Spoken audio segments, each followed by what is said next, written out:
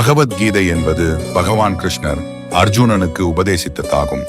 குருஷேத்திர போர் நடைபெற்றுக் கொண்டிருந்த சமயத்தில் அர்ஜுனனுக்கு ஏற்பட்ட மனக்குழப்பம், தடுமாற்றம் ஆகியவற்றை போக்குவதற்காகவும் அவனது கடமையை அர்ஜுனனுக்கு உணர்த்துவதற்காகவும் உபதேசித்த மொழியே பகவத்கீதையாகும்.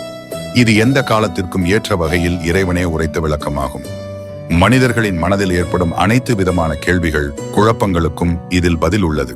பகவத்கீதை சொல்லும் முக்கிய 10 வாழ்க்கை பாடங்களை தற்போது காணலாம். 1. நீ எதுவாக நினைக்கிறாயோ அதுவாகவே மாறுவாய். நம்பிக்கையே உலகின் மிகவும் சக்தி வாய்ந்த விஷயமாக நம்மால் கருதப்படுகிறது. நோயால் பாதிக்கப்பட்டவரை குணமாக்குவது, துக்கத்தில் இருப்பவரை மகிழ்ச்சியாக மாற்றுவது, தோல்வி அடைந்தவரை வளர்ச்சிக்கு கொண்டு செல்வது என இவை அனைத்துமே நம்பிக்கையால் சாத்தியப்படும். நாம் வாழ்க்கையில் என்னவாக ஆக வேண்டும் என முடிவு செய்கிறோமோ அதுவாக நிச்சயமாவோம். நம்பினால் வாழ்க்கையில் எதை வேண்டுமானாலும் சாதிக்க முடியும். 2. அமைதியாக இரு. மனம் அமைதியாக இருப்பது நம்முடைய மன தூண்டல்களை கட்டுப்படுத்த உதவும். நல்லதோ கெட்டதோ எது நடந்தாலும் எப்போதும் நம்பிக்கையுடன் இருக்க வேண்டும்.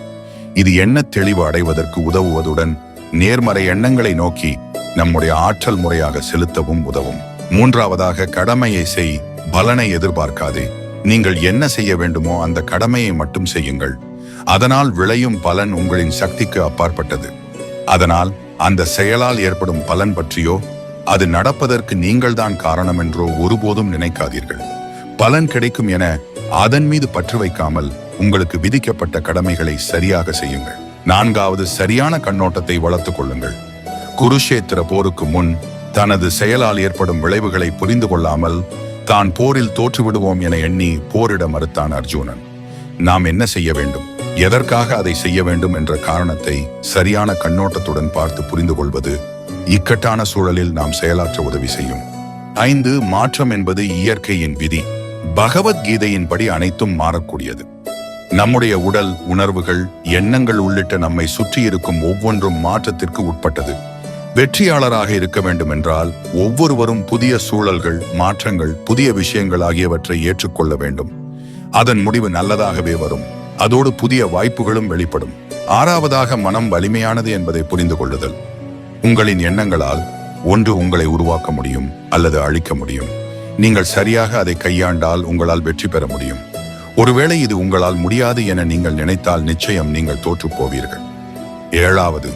உடல் அழியக்கூடியது, ஆத்மா அழிவற்றது. நம்முடைய புற உடல் என்பது தற்காலிகமானது, அழியக்கூடியது. அதே சமயம் நம்முடைய ஆத்மா நிரந்தரமானது, அது அழிவற்றது.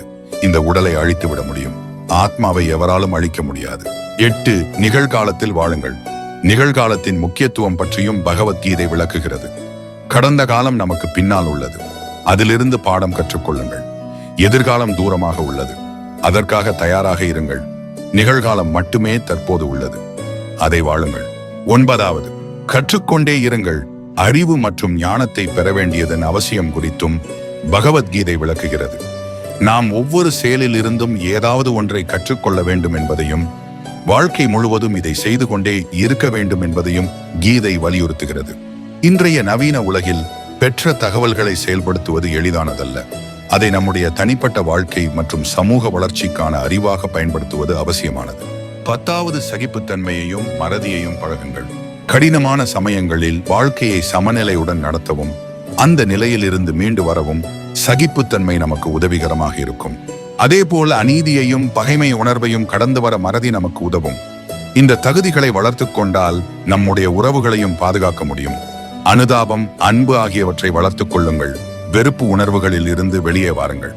இந்த பதிவு உங்களுக்கு பிடித்து இருந்தால் சேனலை சப்ஸ்கிரைப் செய்யவும்.